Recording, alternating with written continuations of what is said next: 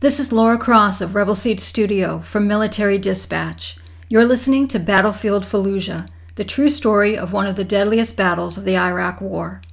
This audio documentary series is based on the book Operation Phantom Fury, The Assault and Capture of Fallujah, Iraq, by U.S. Marine Corps veteran Colonel Dick Camp, and features interviews provided by the U.S. Department of Defense and the Marine Corps History Division. Be aware, this series contains explicit language, includes graphic accounts of war violence, and depicts the deaths of Marines and soldiers. For episode transcripts and supplemental material, or to download the free companion Battle Rattle kit, visit the podcast website at militarydispatch.com.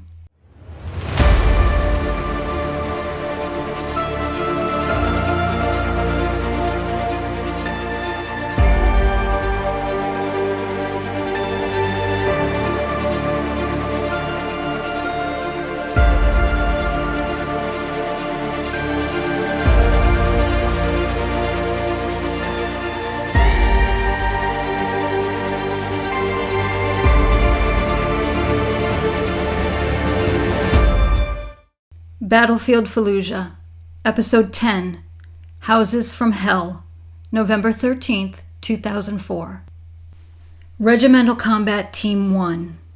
The Regimental Fire Support Coordination Center, known as FSC, reported that a Scan Eagle UAV live video feed showed 30 insurgents congregating in 3 buildings. The FSC approved an air and artillery strike against them. The fighting in the city had turned into a house-to-house brawl. Colonel Mike Shupp was concerned. The enemy's not coming out for tanks, and we are firing multiple tank rounds into these positions and smalls into these positions. It's not working. It's not killing the enemy. They're still firing at us. What the enemy wants us to do is enter into these houses, and then they have the first room. They have mouse holes from the tops, the sides, the back, and they're firing to kill that first Marine, and then the fight's on, because they know the Marines will rescue the first Marine. To counter this tactic, he stressed that before entering a suspected insurgent strongpoint, the clearing team should use hand grenades, machine gun fire, tow missiles, tank main gun fire, and, if necessary, bombs, satchel charges, or D9 bulldozer demolition to eliminate the threat. A regimental report noted that the bulk of the fighters seemed to be Iraqis, with some foreign fighters mixed in. Many wore U.S.-style body armor, vests, Kevlar helmets, and U.S.-style uniforms. It was difficult to determine how many foreigners were in the fight. Captain McCormick, 3-1's intel officer. It was initially tough because we detained somebody or killed somebody and they had an Iraqi ID card on it, so everybody's going, oh, he's Iraqi, he's Iraqi. It was really our linguists who, they're not Americans, but they're Iraqis, and they'd be like, no, this guy doesn't, that's not Iraqi dialect, that's Syrian, or I'm not even sure what that guy's saying. It's Arabic, but it's not Iraqi dialect. As we quickly found, was like one Iraqi ID making factory. And the foreigners that we did catch, all of them said the same thing. No matter what country they came from, as soon as they came across the border in Iraq, they got issued an Iraqi ID. So we had to go back, have some experts look at those IDs that we had covered from previous dead guys or previous detainees, and take a real look at those ID cards and see if they were fake IDs. And then we found out that there was a number of foreigners. There was a lot more foreigners in that city than a lot of people are giving credit for right now. Lieutenant Colonel Willard Buell, Commanding Officer, 3rd Battalion, 1st Marines. Through the entire area that was our responsibility, we believe that we have documentation, interrogations, etc., that identify as many as 18 different countries, people from 18 different countries around the Arab world involved in fighting us. These men had red hair, very light skin, colored skin. They were different looking. And we found battle rosters where you get the name, his nickname, his billet, his country of origin, and what weapon he carried. They're from all over the Arab world. Morocco, Tunisia, Jordan. It was the Jihad Super Bowl, and as we got further south, these were the concentrations. Lieutenant Colonel Buell describes the standard insurgent uniform. They have a sort of a safari vest. Some of them had very nice internet-purchased AK designer chest rig vests. Some of them had body armor. Some had helmets, both U.S. and other types. They often wore tennis shoes or light sort of safari-type boots. Black trousers, a black headband. I have a mask with the God is Great, there is one God. Lieutenant Colonel Buell reiterated the commitment and determination of the enemy as evidenced by the fight and the religious documentation and 9/11 propaganda the Marines found. We knew we were in for a fight from those feints because in a number of cases we really punished the enemy with heavy applications of firepower, whether it was tank main gun, indirect aviation fires. I mean, we really killed a lot of and they were coming to the fight. Throughout every engagement we had, these people, they marched to the sound of guns throughout. And the minute there were any lulls in our fires, theirs picked up. So that was an ominous indicator that we were going to run into some hardcore guys down in the south. We knew we had some serious adversaries in the Queens area, again through various intelligence means. We even knew that there were companies formed around specific nationalities, principally Syrian and Saudi Arabian, and that a couple of these personalities, company commanders if you will, had people from certain national concentrations in their units, and these were later played out by things that we captured on the scene. Many, if not all, of the bodies that we searched had small pocket Korans. We found boxes of Korans at a number of different safe houses, storage sites, etc. Strong religious overtones. We found several prayer rooms with all kinds of banners and posters and things. Connections to 9/11, more in the propaganda version. They reap what they have sown, with a picture of the 737 crashing into the tree. So lots of stuff like this. Kilo Company, they found a lighter with Osama bin Laden on it, and when you engage the flame, the trade center, on one side was bin Laden, the other side was the trade center, it would light up where the airplane was hitting. Yeah, made in China. 3rd Battalion, 1st Marines. India Company was tasked to clear east to west along Phase Line Isabel from Phase Line Isaac to the Euphrates River. While clearing one building, the insurgents triggered a large amount of explosives that leveled it, killing 1 Marine and injuring 6. The company continued to find evidence that the insurgents were using drugs. Colonel Shupp. There's a lot of signs that they took drugs. I don't know if there's been any forensic tests on these bodies to find out what was in them, but we found lots of empty vials of adrenaline, Novocaine. We found bodies with tourniquets on their arms, different places. All they had to do was cinch it tight in case they were wounded or hurt. A lot of expended hypodermic needles all over the battle space. Lieutenant Colonel Buell. We saw evidence of use of narcotics in the vast majority of the homes we entered that had any sort of other related insurgent or terrorist paraphernalia, whether it was weapons, supplies, food, literature. We saw a lot of syringes, dishes that they cooked the drugs in, the small sort of chemical dishes, needles. And we captured and confiscated large numbers of substances. A lot of use of adrenaline, a lot of bottles labeled adrenaline. What was also clear was the determination of the insurgents to fight to the death. Major General Richard Natonsky. One of the things we found in the city, Abu Ghraib, and what a strain it is on the reputation of the United States and the effect it had in the Muslim world from an IO perspective. One of the second or third order of effects of the Abu Ghraib prison scandal was the fact that many of the insurgents that fought in the city had been brainwashed by films and photographs of the Iraqi prisoners being maltreated by American soldiers, and they were told that if you're captured, this is what's going to happen to you. So they did not want to get captured. They wanted to fight to the death, and they did that.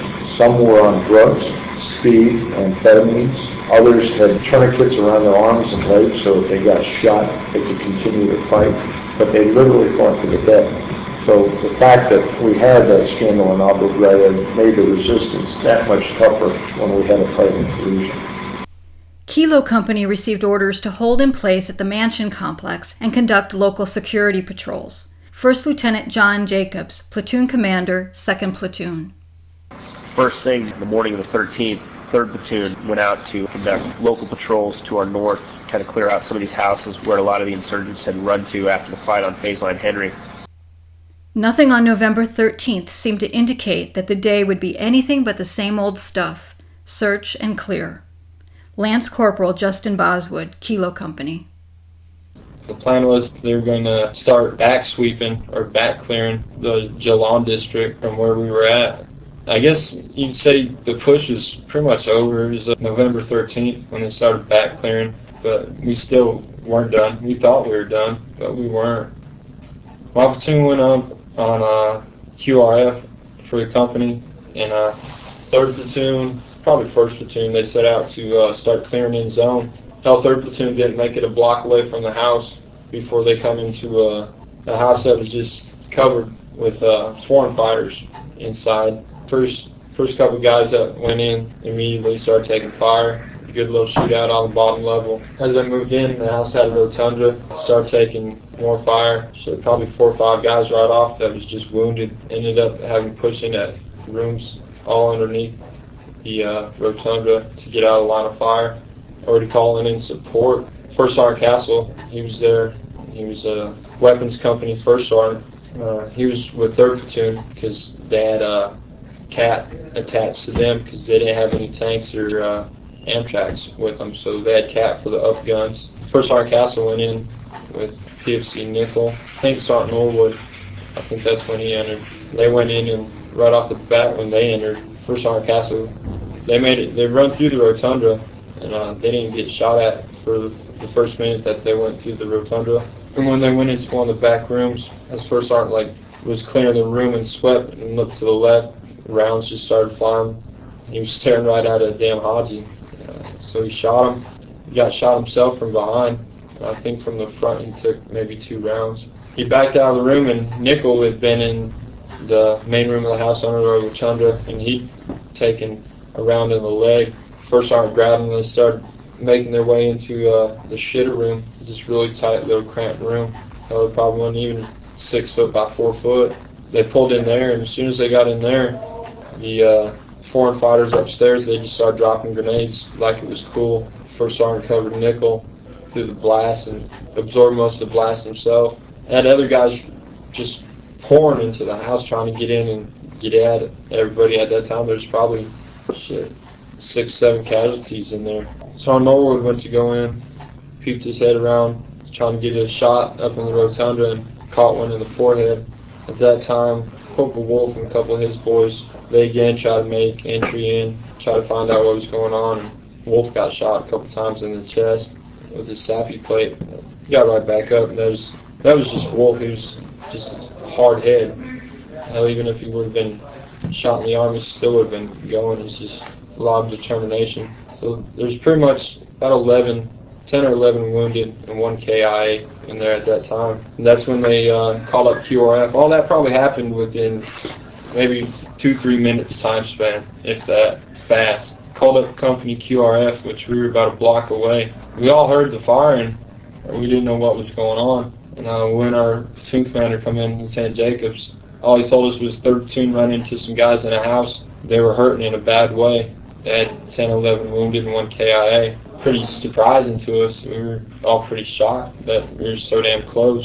So we took off running out the road. 1st squad, 2nd squad, 3rd squad, order of movement. We had about 3 Humvees that 2nd squad was on, had security on. And as soon as we rounded the corner to go down the road to the house, we started taking fire from the top of the house. My squad advanced and returned fire, cleared a building on the left side of the road, set up this little support by fire, and continued to fire on the house. For some reason, the rest of the platoon didn't advance. I think they were holding them back in reserve. Hell, there's nowhere to push them. No cover, no nothing. We set up our own support by fire internal to our squad and punched across the road, run up into the house. And when we got into the house, 3rd platoon's platoon commander, Jesse Grapes, he was there standing at the doorway, and him and Lieutenant Jacobs, they were pretty good buddies. He was just like, hey, what's going on? What's the story?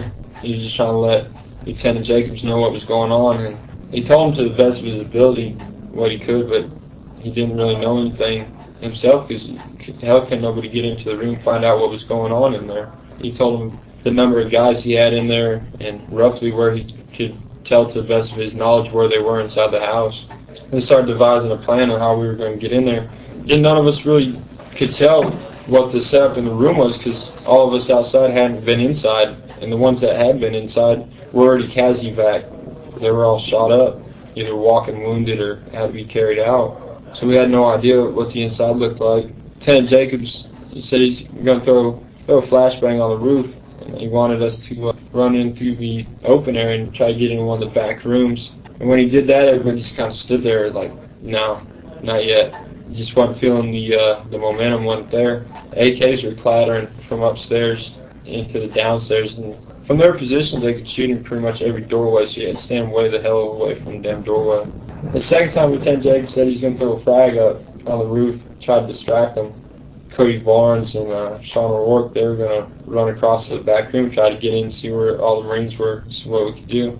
And when they popped the corner to run in there after the bang, Cody could see one of the insurgents standing upstairs on the edge of this rotunda just gunning down. He popped off a couple rounds and pulled back, and he's damn lucky he did, or he probably would have ended up getting himself shot.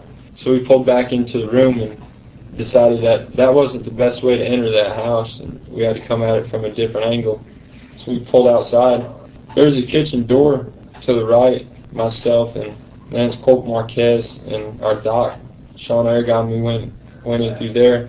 As soon as I went into the kitchen, I was like, holy shit. 3rd Platoon's platoon sergeant was laying in front of the door. He was just all kinds of riddled with shrapnel. I don't know if he'd been shot. He might have been shot once, but just shrapnel everywhere, his shoulders and his leg. And he's laying right in the doorway, and the door was closed and had a kind of non-see-through window on it.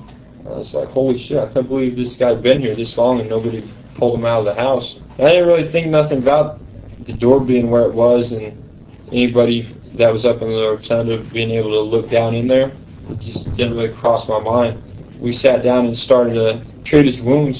As a squad medic, I'd assisted the corpsman throughout the push with bandaged up guys, so it wasn't really nothing new. It was just, another task at hand. So I posted Marquez on the door, just had him stand up against the wall while me and Doc Aragon started to go to work on Staff Sergeant. We started cutting his pant legs off, and Doc was up at his head, checking out his wounds up there. They just started letting loose with a burst of AK fire through the door, right in between me and Doc. We kind of did the classic Matrix move, and we're like, whoa, kind of backed the hell up. We're like, damn. And we thought it was friendly fire at first, because I figured they'd seen us moving around behind the door. So I started yelling, friendly fire, friendlies in here. They're like, bullshit, it's not friendly fire. You ain't got nobody over there that can get an angle on you. It's coming from up top. I could see through the window because it had been shattered by the fire, and I could see just little feet up there. I was like, damn, we got to get out of here. We got to get Staff Sergeant out of here. So we pulled him out, took him out to the Humvee. When we went back, we went into the main room, and we were still trying to devise a plan to get in. And there was Marines in 2 different rooms. In the shitter room was Sergeant Mitchell and First Sergeant Castle, PFC Nickel, and in the back room, Carlisle, Sanchez, and Rodriguez. So there's 6-7 guys in there still. So they're talking back and forth with Lieutenant Jacobs and Lieutenant Graves, trying to, see where the guys were, if they could get angles on them, if they could even get close to the doorways they were in.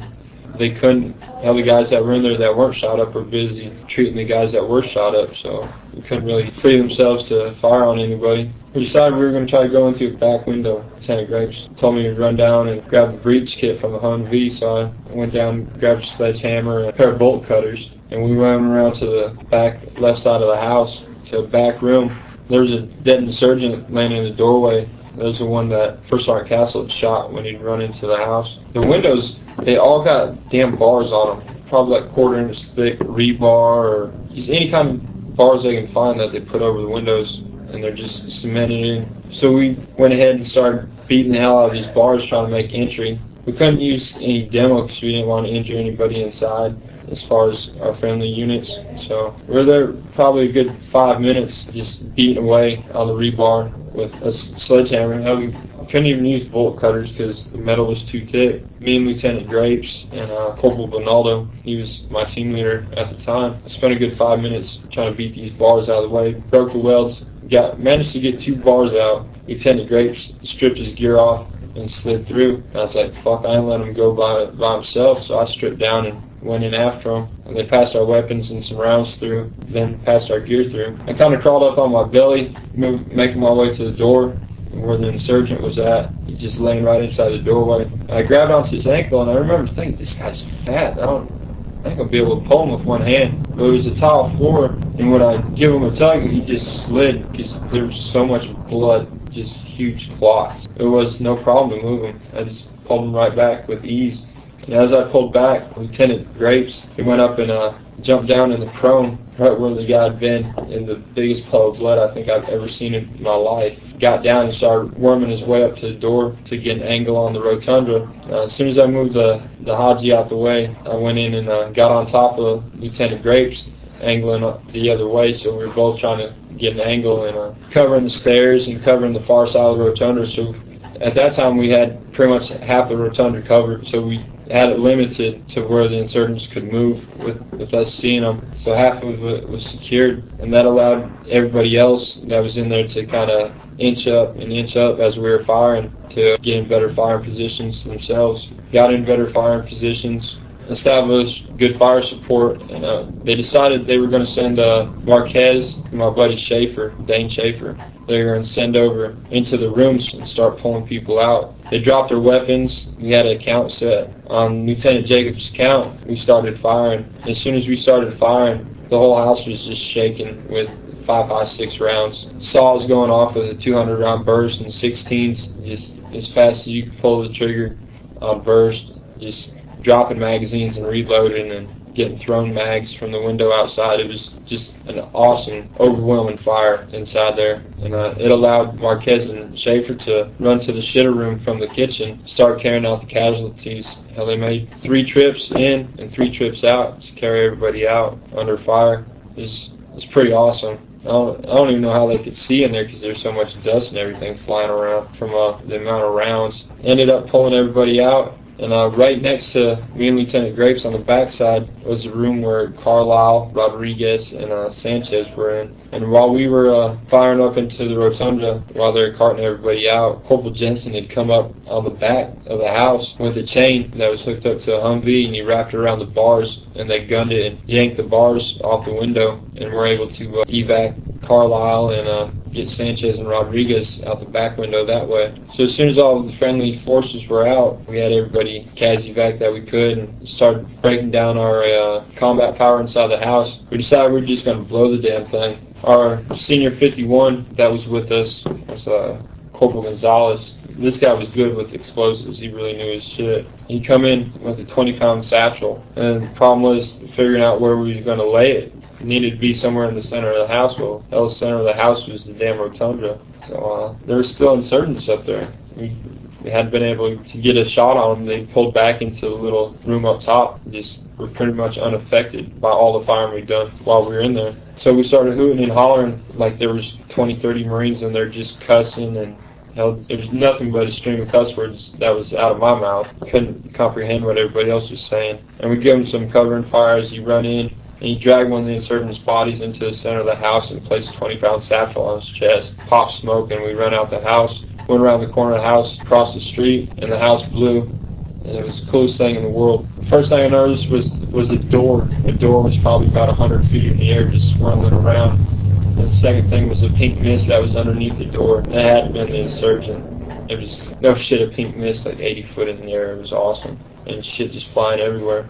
After the blast, we were going to go up and search the rubble, make sure anybody that was there was dead. And when we went up, there's no shit, an insurgent trapped underneath the rubble with just his right shoulder, I believe, and his right arm and his head out of the rubble. Dark complected, dark, kinky hair, looked like a Chechen, and a huge beard. They started walking up to him, Lieutenant Jacobs, Lieutenant Grapes, now Corporal Winnett. They're making their way up to him. They were going to double tap him. As they were making their way up to the rubble, the guy kind of poked his head up and extended his hand. He had a grenade, and he tossed the grenade out. And there was probably about 8 or 10 of us stacked up alongside the wall. The grenade come out, and we all started screaming, "Grenade, grenade," and run around the corner and get down. The only person who didn't get down was Lucian Reed. That was our civilian photographer that was there. He just stood there taking pictures and ended up catching shrapnel on both his ankles.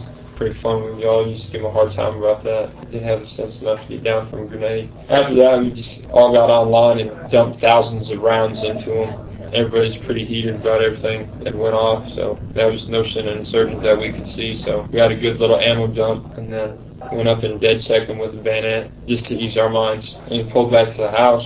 That was the 13th, and they started calling that house the Hell House. There was 5 Marines decorated with valor and combat that come out of that house. Sergeant Mitchell got a Silver Star in that house for the Marines that he treated and the insurgents that he killed when he entered. Corporal Sanchez got a Bronze Star with Combat V in that house for what he did with Carlisle. Dane Schaefer and Christopher Marquez got Bronze Stars with V's for that house for running through and taking everybody out. Lieutenant Jacobs got a Bronze Star with a V for coordinating. Lieutenant Grapes got one with a V coordinating. Myself got one for pulling staff sergeant out and going through back room. I guess it's risking my life by overexposing myself to direct enemy fire to allow everybody else to come out. So there's a handful of Marines that were decorated very highly in that house that not really well known. That was a bad day.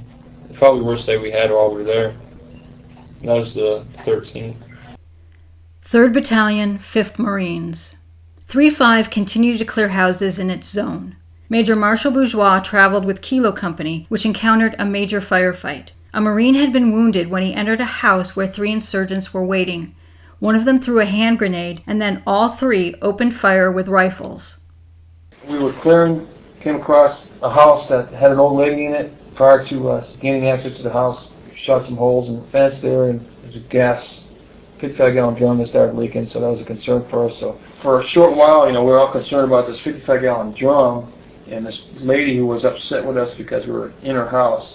But the house right past that on the corner of the street, which was the end of one of the phase lines, hadn't been cleared yet. We just were concentrated. They stay away from the gas, stay away from the gas, stay away from the gas. Well, after about 45 minutes of screwing around with this, next thing you know, there's like a major firefight right next to her. Cavalry commander goes running in there. Next thing I know, I hear, "Get the major." I run up the stairs, and there's still shooting going on. There's dust everywhere. Frags had been thrown. What happened is the Marine kicked in the door, and there were 3 enemy that threw a frag at him and were shooting. Their rifles, M16s that they were shooting at us. So as soon as I get up top of the stairs, Corpsman is attempting to place a tourniquet on this Marine's left leg, and it was virtually not there. Put my light on, I looked down, it's very dark in the hallways. I looked down, and he basically had about 4 inches of femur sticking out of the top of his leg, and that was about it. The rest were being held on by his utilities.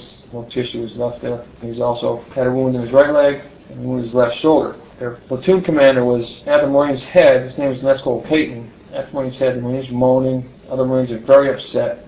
There were 3 guys in there that I thought were dead because they kept shooting and shooting and shooting. But what I realized was the Marines were just making sure they were dead several times over. So I'm trying to help put this tourniquet on, get the lieutenant basically out of the way. There's a corpsman, his name is H.N. Kwan, did a tremendous job. He remained very calm. We were literally 6 inches from that doorway where those guys were shooting and shit was going on. And he was applying that tourniquet to that Marine's leg. I went around, got his stuff off, lifted the guy up, and the corpsman was still working on his arm. I said, "Hey, look, I can wait, let's get him downstairs." Because we still had to go downstairs 2 flights to get to the Amtrak, which is waiting for us so we can evac this guy out of there. One thing we did not know is underneath his flak jacket, he had received multiple injuries to his abdomen. So we got him inside the Amtrak, got him back to the area, and they said, "Oh, he's going to live because of the tourniquet." So we were all still good to go. We helped this guy out. Well, he ended up dying, I think that night. We didn't know about it until a day and a half later when I went to Bravo Surgical to check on him, and they said he passed away. So that makes 2 KIA for Kilo Company at this particular time.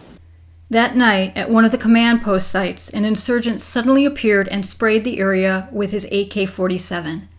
Major Bourgeois. One of our CPs that day or the day before, we had a mortar position there. We had 4 or 5 support vehicles right behind the house. There was like a little courtyard. I mean, this was about 1800 at night. The chaplain was there, 7-ton vehicles. The Swannies were there, about 30 people, Marines and Swannies. Out of nowhere, this guy, I'll call him Bob, who was an Iraqi, come flying through with an AK-47 and started shooting at everybody. He just was like shooting in every direction.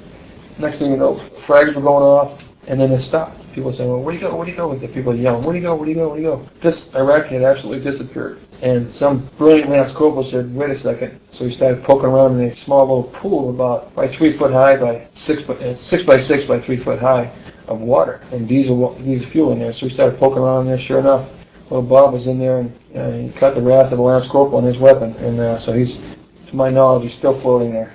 That's the term Bob.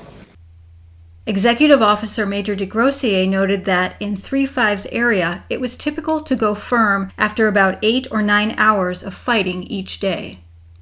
Our mission allowed us to move from phase line to phase line every day. We started fighting at 08, and we stopped fighting at 16 or 1700 and bedded down for the evening. Each evening at 19, 2000, we had the commanders up to the COC, myself, the 3, the colonel, the commanders. We all sat down. We cleaned up our geometry fires for the next morning, decided when we were going to step off. 2nd Battalion, 7th Cavalry. After days of moving south through Fallujah, Lieutenant Colonel James Rainey and 2-7 began to encounter a few civilians inside the city.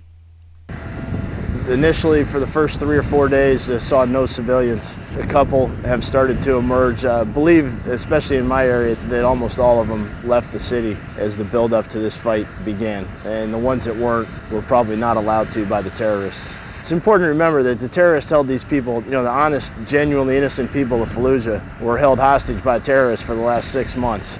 In some areas, there have been initial movements to bring emergency supplies to people. It's a challenge, obviously, because the security situation has to be such that innocent people don't come out to be helped and be harmed. There are incidents in the battle space that 2-7 is responsible of insurgents shooting innocent civilians who are trying to come out of their homes. 1st Platoon Alpha 2-7 was conducting a dismounted clearing operation on phase line Henry when they took heavy fire. Staff Sergeant Santillana's squad chased an insurgent into a building. They seized a foothold in the courtyard, prepped the entrance with a grenade, and kicked in the door. Several insurgents who were ready to kill Americans opened fire.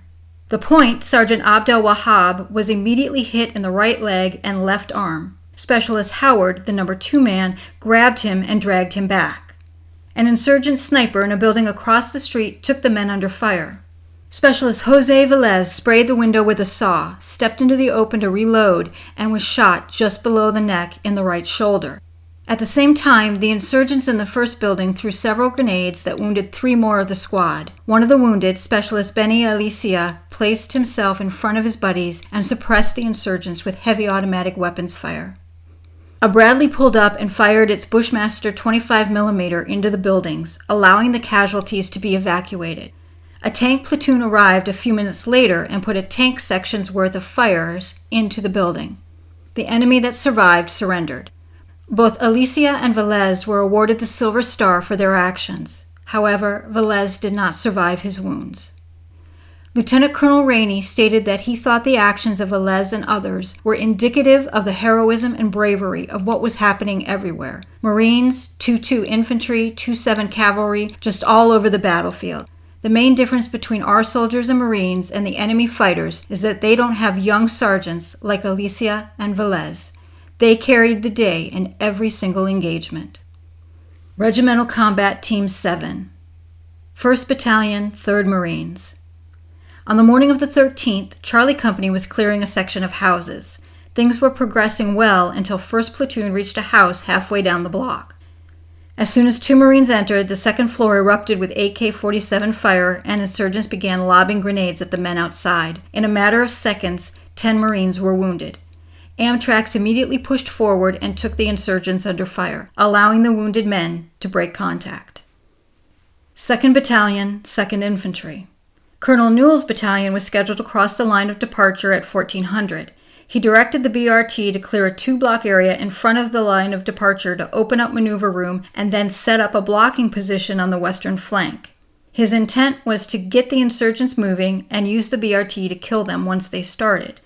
In preparation for the movement, Captain Sean Sims, commanding officer of Alpha Company 2-2, decided to get on a rooftop to pick out the attack lanes. Sims and 2 others entered the building. Colonel Newell recalled, "Apparently an insurgent had come out of his hiding place and into the kitchen when Sean walked in the door. The insurgent had his AK-47 on full automatic and just pulled the trigger. Sims fell into the room out of sight. Specialist Seaford and an unknown Air Force observer were wounded. Corporal Travis Barreto heard the wounded men shouting for help and ran over. Staff Sergeant David Bellavia recalled, Barreto jumped over a fence, pulled Seaford and the airmen out of the building, and helped load them in a Bradley. Other men rushed into the building to recover Sims, who had succumbed to his wounds. Colonel Newell called in the coordinates to drop a joint direct attack munition on the building. Despite the loss of its commander, Alpha Company was ordered to continue the attack. Captain Jeff Emery, 1st Platoon Commander, recalled the assault. 1st and 2nd Platoons on the western flank, 3rd Platoon and headquarters element on the east. We ended up calling this attack Rolling Thunder. It was basically a bounding overwatch on 2 flanks, shooting anything in the middle, while calling in fire just ahead of us, and close air support and indirect fire on top of us, just walking it down. Colonel Newell explained why he pushed Alpha Company to attack immediately. The only way to put an end to this fight was to clean the area out, and I did not want to wait another day. I was mostly concerned about the foreigners having time to regroup, reorganize, and come up with a plan. We just did not want to turn this into a deliberate fight. At 16:15, Alpha Company crossed the line of departure and by 1700 had reached the south end of the city. Newell coordinated boundaries with 1-8, after which it attacked south.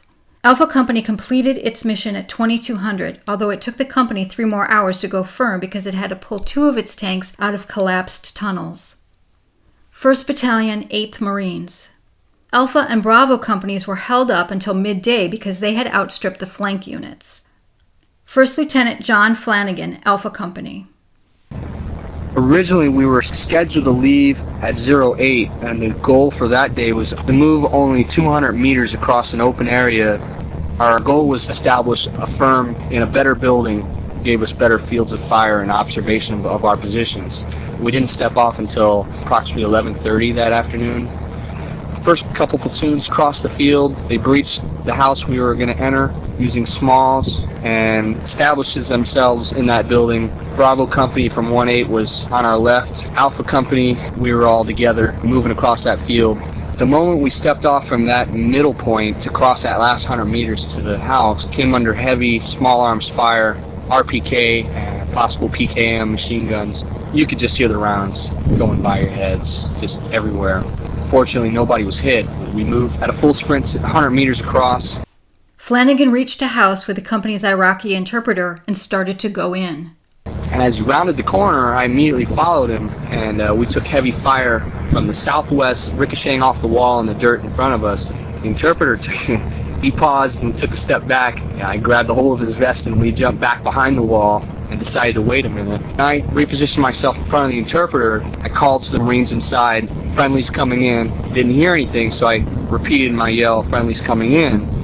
And they yelled in response, come in. I provided some cover fire, and myself and the interpreter got inside the house through the front gate where we got good cover. The rest of the Marines within the house also provided some suppressive fires, and the rest of the group got into the house through the front gate. The rest of the afternoon we took a lot of sniper fire. Later that afternoon, an RPG hit the house. The first RPG shot that afternoon impacted the rooftop wall that had some Marines up there.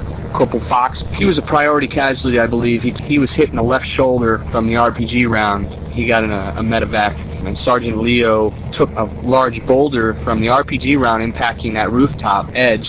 The boulder just slammed into his leg. We thought he had a broken leg. We ended up medevacing him a few hours later. He actually returned to duty later that afternoon. Pretty motivated sergeant. He didn't want to leave. A lot of fire missions were being called by Lieutenant Williams. Close air support was being called in by Captain Ramsey. Later in that afternoon, we took another RPG shot into the house. It impacted just above the first floor window. I was in the very first room near the impact on the bottom floor. I remember the RPG coming in. You didn't even hear it coming. It just impacted the side of the house. There was some glass still in the windows that hadn't been broken out. It was shattered and sprayed, and a lot of debris and boulders came off of it. I took a little bit of the rocks, had a little bit in my right eye from that impact. Doc took a look and said I probably had a scratched cornea from... Nobody else was injured. It wasn't a big deal. Things settled down for the evening, and we bedded down in that house for the rest of the night. Meanwhile, Charlie Company received orders to seize additional objectives. Company Commander Captain Theodore Bethea. The battalion tasked us to attack to seize 3 major buildings, to include another mosque south of Fran and south of the mayor's complex. All of these buildings were 4- and 5-story buildings, and the snipers were setting up in these buildings, and that's where they were providing those accurate fires into this compound. I got these orders at 12:36, and we were tasked to step off in the attack at the company level no later than 14:45. Once again, at this time, my company's disposition consisted of 2nd Platoon guarding buildings inside the compound to the western sector as well as an OP, 3rd Platoon guarding buildings in the northern sector of the compound as well as an OP to the north, and then finally 1st Platoon guarding the eastern sector of the compound as well as an OP to the east, with each OP at this time being a squad-sized element. With only 2 hours to pressure the attack, I immediately collapsed my OPs. The post within the mayor's compound, I turned over to a weapons platoon. I came up with a very, very simple attack plan, and the focus of effort was going to be speed, mass fires, and extreme violence of action on the objective, knowing that there were snipers holed up somewhere in the 3 buildings across the street from the mayor's complex to the south. I knew that if I sent my whole company across MSR Fran out in the open in broad daylight, we would definitely take casualties from the enemy. So what we did is we did it in increments, 1 platoon at a time, with the focus of effort being to initially seize the mosque. This is now our 3rd mosque that we're getting ready to seize as a company. The weapons platoon, which is now organized into a mobile assault platoon, provided a tow, tube-launched optic-guided wire missile shot into the buildings where we were attacking, as well as provided 50 caliber and M240 Golf machine gun fires to suppress our movement across the large open danger area. Their fires shifted to the east, so then we could attack to seize a foothold into the mosque across the street. I conducted this initial attack with 2nd Platoon. Once 2nd Platoon had secured the mosque across the street, where we ended up finding AK-47 weapons, I then called for 3rd Platoon to attack to seize the 2nd major high-rise across the street. They attacked, made entry into that building, once again had to use explosive breaches to gain access and begin to clear in zone. In the middle of their attack, they found a car with wires coming out of it. We suspected that to be a vehicle-borne improvised explosive device, so I used my code word of landslide until it had them immediately evacuate the building. They immediately evacuated the building with the suspect vehicle-borne improvised explosive device and attacked to secure the 3rd major high-rise we were tasked to clear. They cleared that building using explosive breaches without incident. Once they had secured the 3rd building, I had 2nd Platoon secure the mosque. The building in the middle, the major high-rise, had the VBIED in it. So what I tasked is my weapons platoon commander and his best assaultman breached the gate having the VBIED in it. They went out into the open area and took a small shot at it. The first small did not detonate. However, I told the weapons commander to take 2 rockets. He put on the 2nd rocket and shot and destroyed the possible vehicle-borne improvised explosive device. We went up and assessed the damage on the vehicle, and the gas tank was still intact. And knowing insurgent TTP had put an explosive in the gas tank, I declared that the vehicle was not at the state I wanted it to be. So then we called engineers up, and then they blew the gas tank portion of the vehicle. We then cleared our 3rd and final building south of Fran, which then completely mitigated the sniper threat in this compound. During the attack on these 3 buildings, we received sniper fire from a large building to our east, and that's where I focused a lot of my weapons platoon support-by fires. Requesting permission from battalion to attack to clear that building, but not to secure it. I then had my 2nd Platoon go across the street and attack to clear that building. And once that attack was complete, it was now about 17:30. We completed our attacks in and around the compound for the day.